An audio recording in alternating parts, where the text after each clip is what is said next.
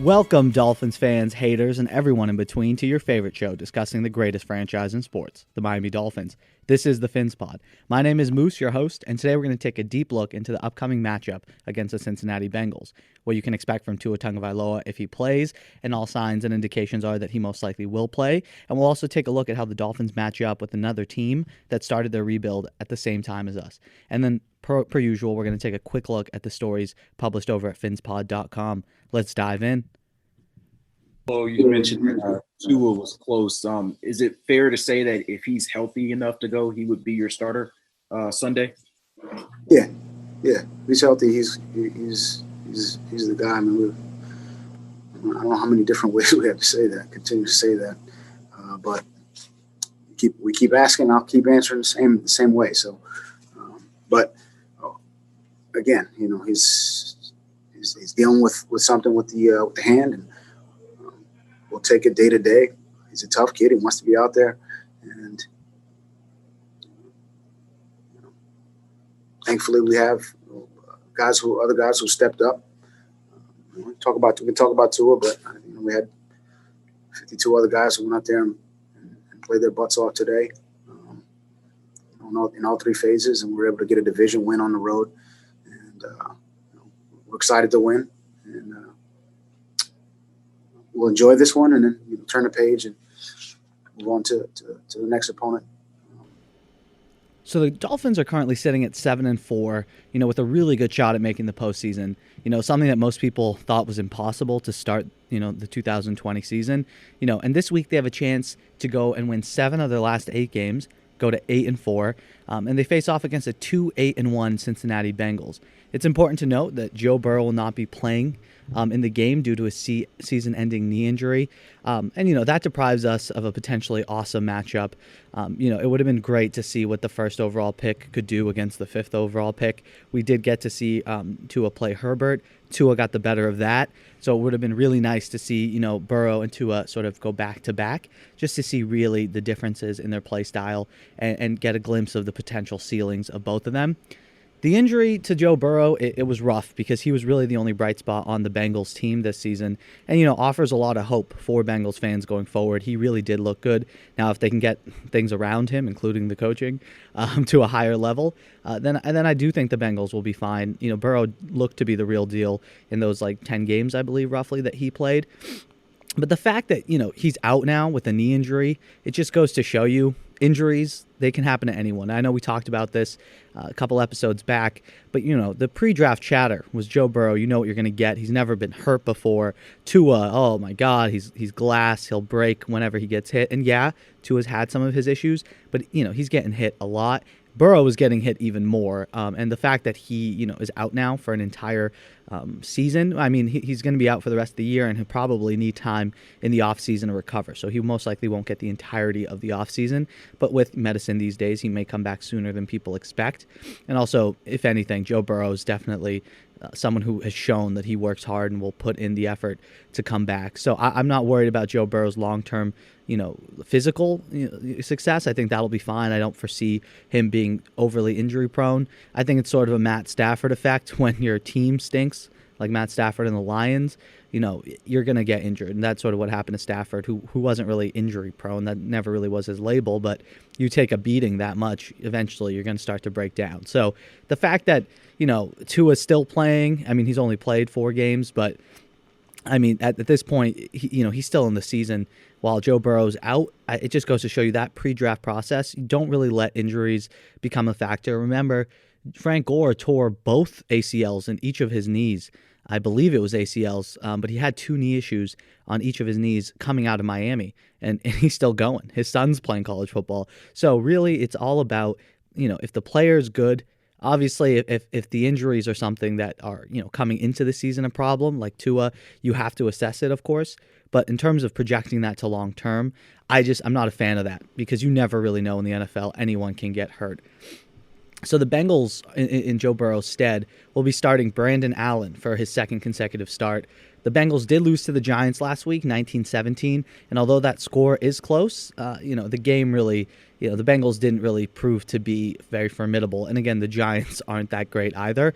And look, Brandon Allen struggled. He's someone that Miami can get after and really cause a lot of confusion with, and I don't see the Dolphins having much of a problem against the Bengals. And, I know that that was stated about the Broncos, but at least the Broncos have some talent. Defensively, the Dolphins should be all over the Cincinnati Bengals. Blitz, confuse Allen. They may not even have to overly blitz if they drop a bunch of defenders in coverage. That'll confuse him. I doubt he's seen a lot of NFL coverages, especially the way Miami disguises them. And Cincinnati just doesn't have a good offensive line. And Joe Mixon has been out for a while. Giovanni Bernard will be playing for them. So their running game is nothing too formidable. And like we mentioned, unlike the surprise loss against Denver, that was not fun for any Dolphins fans to watch. But at least the Broncos had playmakers, that caused significant problems for the Fins. Phillip Lindsay, Melvin Gordon, Tim Patrick, as well as Drew Lock himself. He was good. He played well, and he's only in his second year. Brandon Allen doesn't hold a candle to Drew Lock in terms of talent. So watch them try to get the ball out, really fast. So if Miami's coverage is solid, Brandon Allen's going to be a sitting duck. He's going to step back, try to get rid of the ball, realize it's covered, go to a second read, it's covered, and now Emmanuel Ogbah's all over him. Christian Wilkins is all over him. So expect a few sacks this week, and hopefully, the aforementioned Ogbah, as well as Shaq Lawson, can get back on track in the pass rush. It's very important that they do, especially with the schedule going forward. If Cincinnati's able to move the ball consistently, I'll be concerned, and I think you should be too, especially considering the matchup we have going forward against the Chiefs. So Miami should be able to stop them. You do not want to see a situation here where the Bengals, with a backup quarterback, are able to move up and down the field and put points on the board. Even if Miami wins, but it wasn't convincing, a win's a win, and you'll always take it, and that's not a bad thing if they win. But you want to see a game like this, similar to the Jets. The Dolphins dominate; they're a better team all around. So hopefully, at least from a defensive perspective for Miami, they're able to sort of smother anything that the Bengals attempt to do. And again, Zach Taylor is not someone who is an offensive genius. I think he had lunch with Sean McVay once, and so that's why he got the job initially.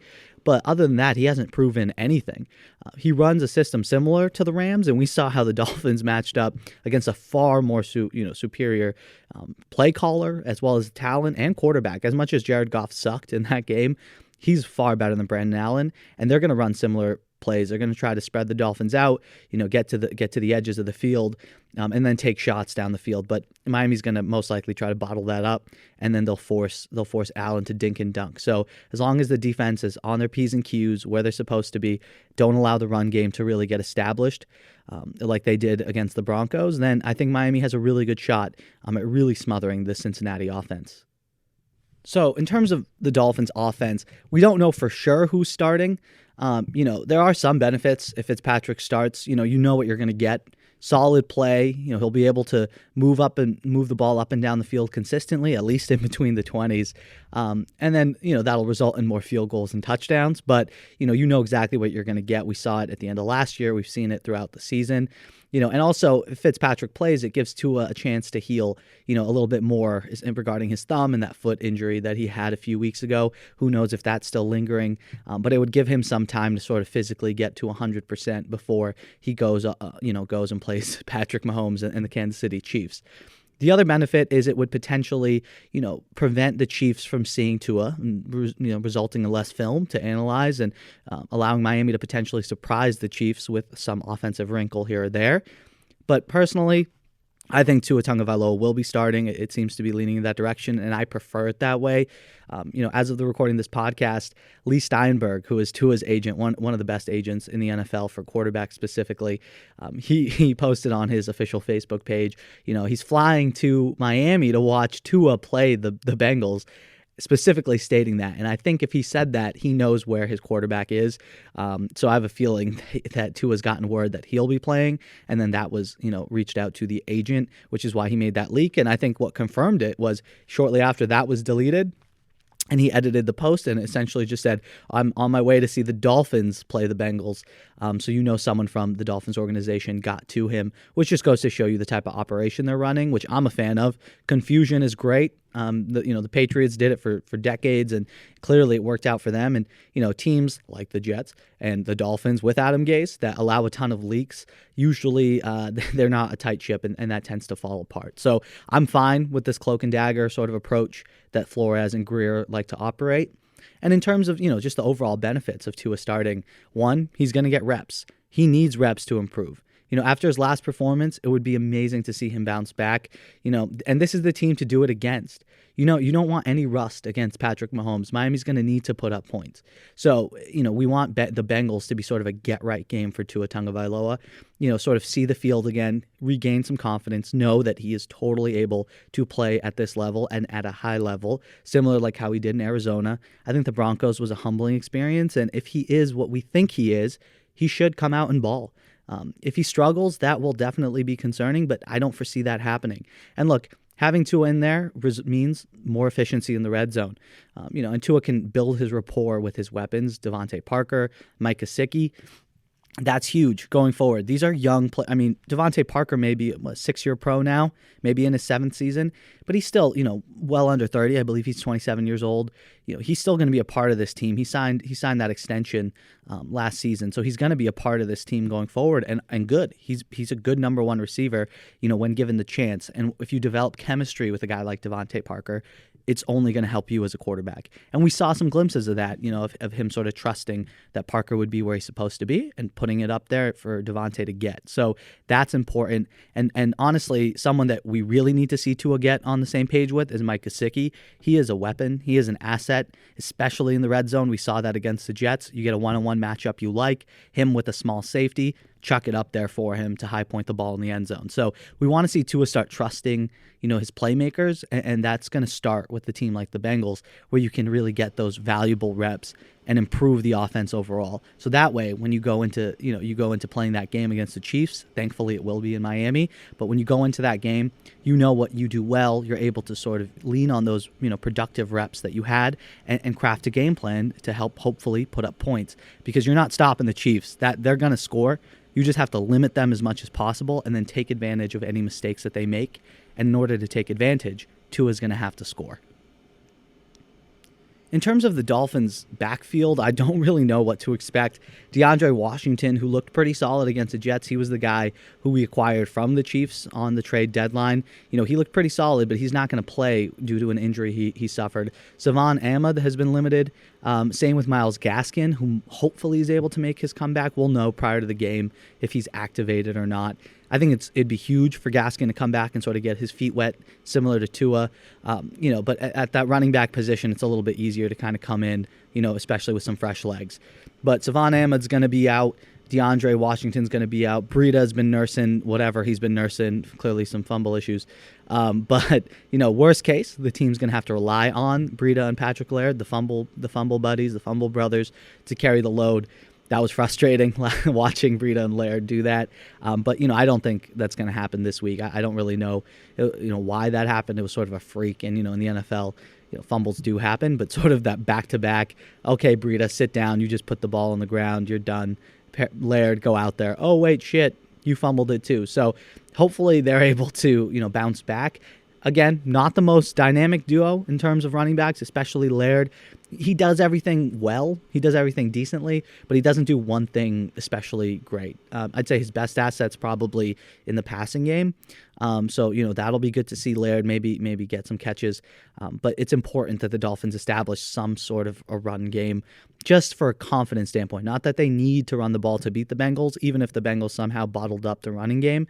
I still think Tua should be able to pass all over them. But in order to be a consistent team going forward and actually contend in the playoffs, you need that running game. And the Dolphins can't make the same mistakes that they did against the Broncos. Both sides of the ball have to come to play. They can't sort of look ahead to the Chiefs and hopefully Flo sort of hammer that in and they learn their lesson. If the team pulls this win off, which as you can probably tell, I believe they will, and I think most people do think they will, they're going to be 8-4. Think about that, 8-4, twice as many wins as losses. That is awesome. That is a great feeling, something that Dolphins fans have not had in a while. And yes, the Broncos game sucked, and it was sort of, it burst a little bit of that balloon that fans were feeling. But 8-4, considering, the tough final 5 games Miami has, this win is pivotal in the overall playoff picture. It's an AFC opponent. You're going to play the Chiefs, the Patriots, the Raiders, the Bills. These are games that are going to be difficult, and Miami has to be ready to go in order to have a shot at making the playoffs and being positioned at 9-4. Or not 9-4, excuse me, at 8-4, is really helpful because now in that final stretch, you just need to win 2. You need to split it and go 2-2, and then you finish with a 10-6 season. I believe the Vegas over/under was 5.5 or 6 wins this season. I was hammering to go the over, but I can tell you I was not expecting a 10-win season.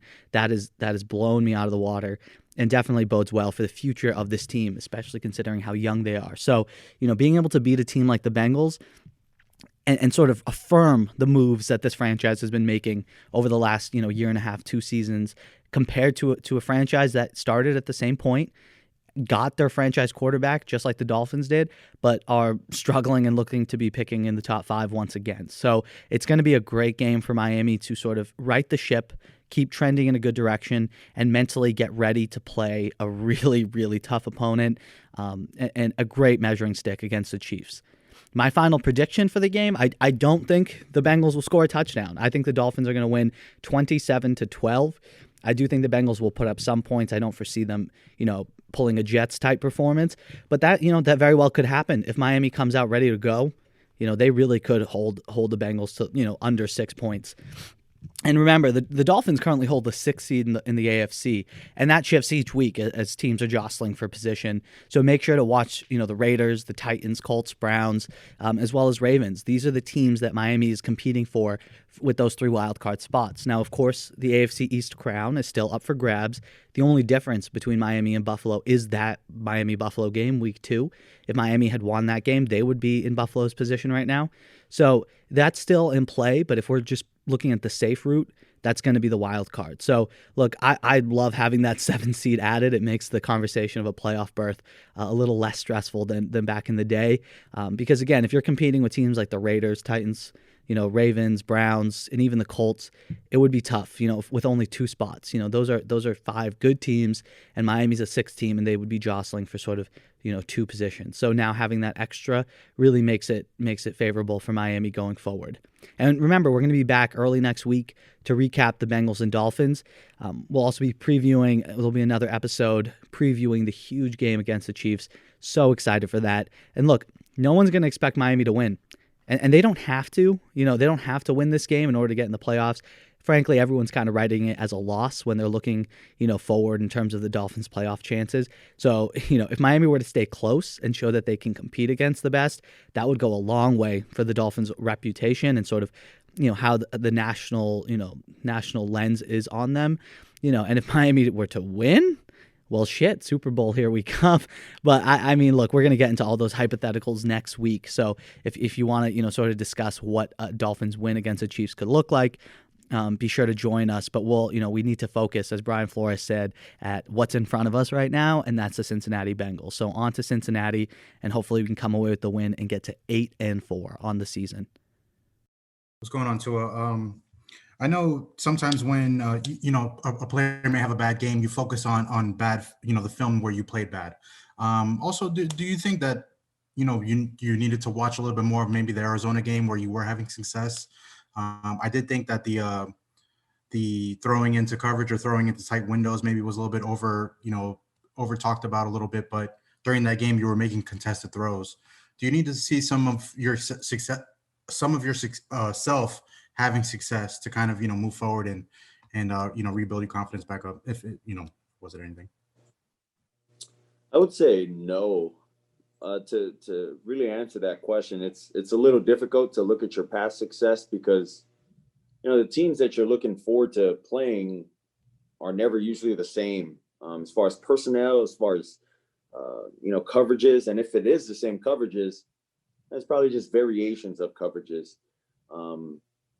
I would say if you're looking back at post film, it's usually things that you could work on. But yeah, for me, it's more so what, the team that we're going up against now, this week, what we can do against them.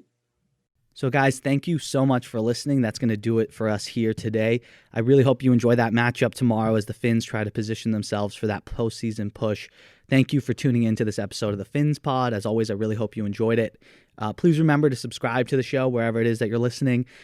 Never miss a chance to chat about your favorite team. The Dolphin season has been awesome so far, and hopefully we can keep going. And look, we're well into December, and we're having meaningful conversation. I'm not used to talking about football games. I thought this is draft season now, but not anymore, and hopefully not for a long time. So remember, wherever it is you listen, Spotify, Apple, Google Play, iHeartRadio, or YouTube, please subscribe, leave a rating or a review. Really helps the show out. If you want to continue the conversation, follow us at PhinsPod on Twitter and Instagram, and then always check out the site, phinspod.com, for news and content. I really hope you have an amazing day, and until next time, stay safe. Love y'all.